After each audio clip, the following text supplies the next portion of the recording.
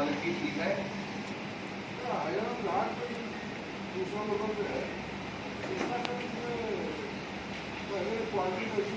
डामरीकरण तो बरसात में होगा नहीं।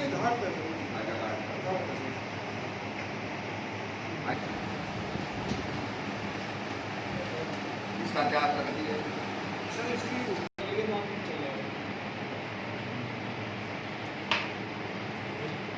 मायापुर ये आपके जो नमामि गंगे के आधार पर जो बने थे घाट, संज्ञान घाट इसके अंदर इलेक्ट्रिक टर्बोटोरियम में लगाया गया, बिजली संदान है। आपने उस समय कहा कि ये संस्कार और हमारे सब लकड़ी के हैं तो बिजली का लगना ठीक नहीं, ये लोगों स्वीकार नहीं करेंगे। अब तो बिजली में जलाए जा रहे हैं कोरोना के, तो आपको लेटेस्ट टेक्नोलॉजी को भी प्रॉब्लम करना चाहिए। दिख रहा था चमक रहा था। जो प्रस्तावित कार्य हैं उनकी समीक्षा बैठक हम कर रहे हैं और बहुत ज़रूरी है कि कुंभ से पहले सारे काम हो जाएं।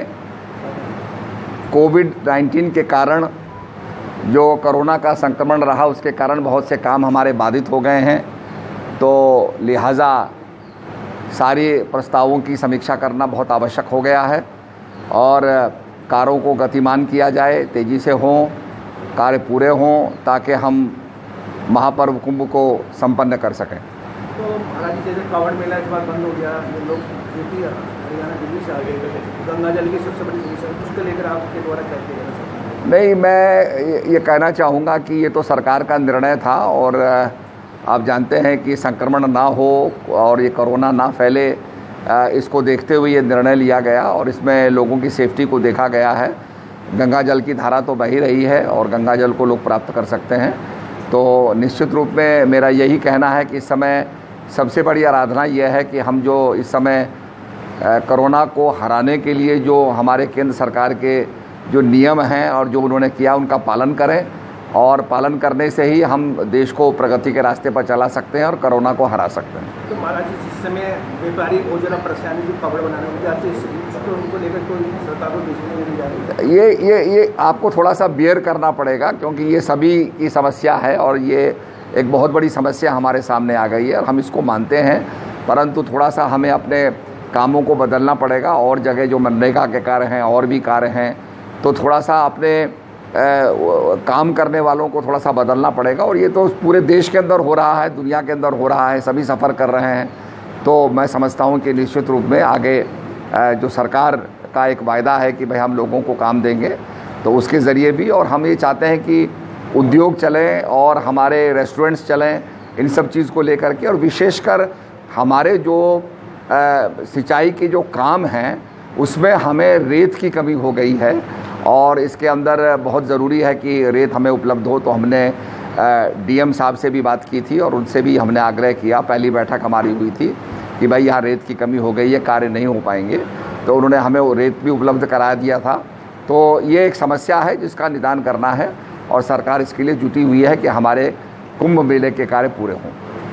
मंत्री जी अधिकार जो लोग बाहर से आ रहे हैं बॉर्डर पर बहुत दिक्कत आ रही है, उनको एंट्री नहीं कर रहे हैं, उसको लेकर नया प्लान जो लागू है आने वाली यात्रा को क्या सुविधा देना चाह रहे हैं? नहीं, देखिए, सबसे पहले तो 4 धाम यात्रा जो चली है वो हमारा जो उत्तराखंड का जो ग्रीन जोन है वहीं से यात्री होंगे और ये एक हमारा पहला प्रयास है कि किसी प्रकार से यात्रा को चलाया जाए और ये प्रयास हमारा सफल होगा। उसमें सोशल डिस्टेंसिंग हमारी सफल होगी, मास्क लगाना, सैनिटाइजेशन करना, जिसके आधार पर ये हमारे फंडामेंटल होंगे यात्रा के। तो ये जब धीरे धीरे सफल हो जाएगी तो फिर हम बाहर के यात्रियों को भी अनुमति देंगे और धीरे धीरे, आप जानते हैं कि सरकार चाहती है कि धीरे धीरे रेगुलराइज हो, हमारे व्यापार खुलें, बाज़ार खुलें, लोग यहाँ आएँ, तो उसके लिए पूरी व्यवस्था हो रही है और धीरे धीरे सारी चीज़ को पटरी पे लाया जा रहा है। आज मंदिर जी मैं कहना चाहूँ जो यात्री हरिद्वार आ रहे हैं उनको बहुत दिक्कत आ रही है क्योंकि बॉर्डर से अंदर एंट्री नहीं, दिक्कत आएगी क्योंकि आप एक स्टेट से दूसरी स्टेट में आ रहे हैं, दिक्कतें आएंगी और ख़ासकर हरिद्वार हर की पैड़ी के ऊपर संक्रमण होने का बड़ा खतरा है,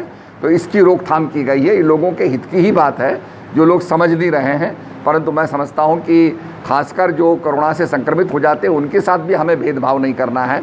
ये ऐसी बीमारी है, किसी को भी हो सकती है, परंतु भेदभाव ना करके उसको क्वारंटीन करना है ताकि एक जगह पे वो रहे और संक्रमण ना करे।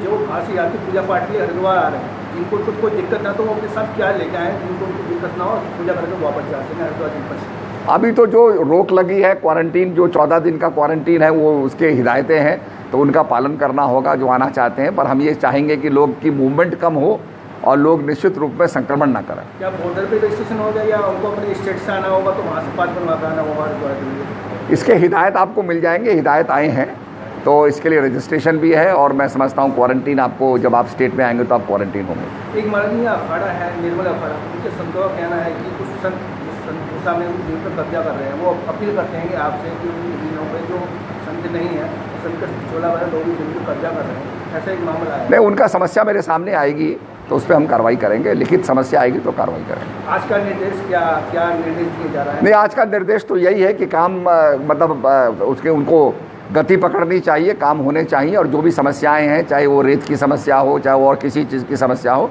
उसका हम निदान करेंगे और संबंधित अधिकारियों को आदेश देंगे।